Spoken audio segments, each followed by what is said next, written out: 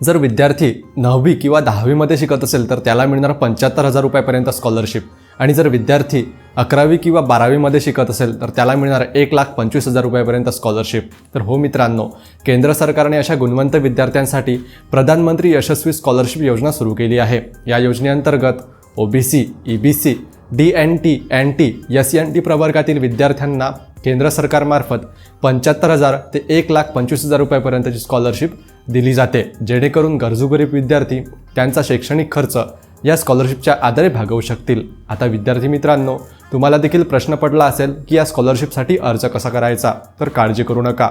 अर्ज प्रक्रियेची सविस्तर माहिती मी तुम्हाला आपल्या योजना ट्रेंड्स या वेबसाईटवरती दिलेली आहे। तर लवकर गुगलवरती वेबसाईट सर्च करा किंवा डायरेक्ट लिंकसाठी बायोमध्ये क्लिक करा आणि आपला व्हॉट्सॲप ग्रुप जॉईन करून घ्या।